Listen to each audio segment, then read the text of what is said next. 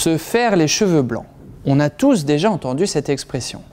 Dans cet exercice, on se propose d'étudier le lien entre la libération de noradrénaline et l'apparition des cheveux blancs dans le cadre d'un stress chronique. Pour cela, on se propose d'étudier différents documents, d'extraire les informations pertinentes, les mettre en relation, afin d'émettre cette hypothèse. Dans un premier document, nous allons nous intéresser à des souris qui ont été stressées chroniquement par confinement. Dans la première expérience, on étudie le pourcentage de surface de peau présentant des poils blancs et le nombre de mélanocytes, c'est-à-dire les cellules responsables de la couleur du poil. Nous pouvons voir sur le graphique de gauche le pourcentage de surface de peau avec des poils blancs beaucoup plus important chez des souris stressées que chez des souris contrôle. En effet, pas loin de 30% de surface contre 5% pour les souris contrôle. Nous pouvons également voir sur le graphique de droite la diminution du nombre de mélanocytes, 10 fois moins pour les souris stressées que par rapport aux souris contrôle. Comment interpréter ces résultats? Nous pouvons dire qu'un stress chronique réduit les mélanocytes en tuant ces cellules. Nous pouvons également émettre l'objectif, l'idée d'une perte de couleur des poils de souris lorsqu'elles sont soumises à un stress chronique. Essayons d'aller plus loin dans notre raisonnement et pour étudier ce mécanisme, nous allons nous intéresser à la concentration sanguine de noradrénaline. Nous savons en effet que cette molécule joue un rôle dans le stress. Pour cela, des chercheurs ont quantifié le pourcentage de surface de peau présentant des poils blancs chez les souris stressées mutantes pour ce gène de la noradrénaline. Mutantes, cela veut dire qu'elles ne vont pas exprimer cette molécule.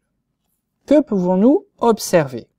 Nous pouvons voir qu'un stress chronique va être associé à une concentration sanguine de noradrénaline beaucoup plus élevée chez les souris stressées, pas loin de 2 micromoles par litre, contre 0,25 micromoles par litre pour les souris contrôle. Comment interpréter ce résultat? Une souris stressée synthétise davantage de noradrénaline, ce qui pourrait expliquer, entraîner la mort des mélanocytes.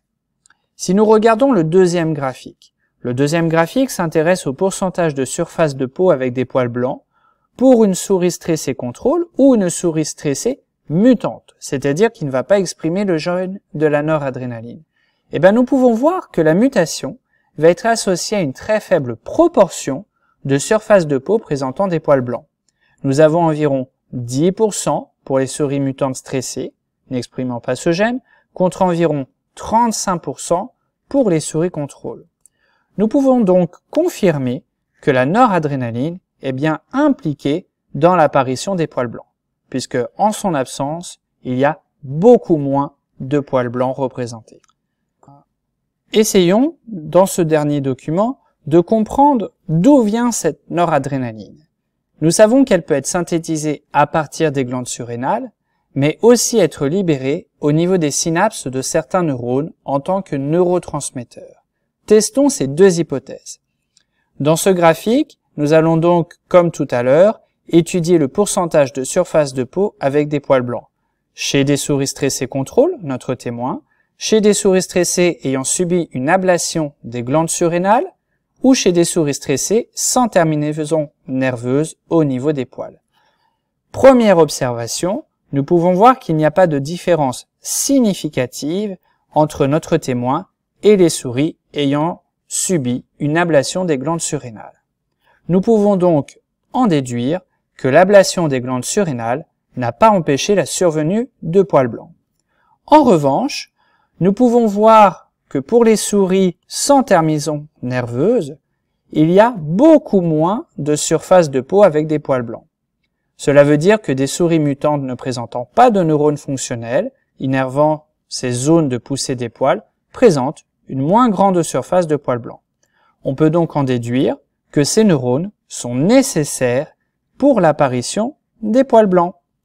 Ainsi, le mécanisme lié au stress chronique favorisant l'apparition des poils blancs se ferait par la libération du neurotransmetteur noradrénaline au niveau des synapses de certains neurones, notamment les neurones qui permettent cette apparition.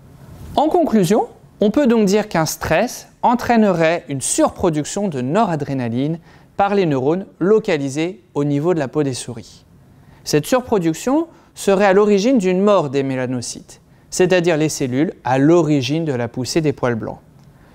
L'hypothèse que l'on peut donc formuler serait qu'un mécanisme analogue pourrait se dérouler au sein de l'espèce humaine, faisant ainsi intervenir une noradrénaline libérée par les neurones qui vont innerver nos cellules contenant les cheveux.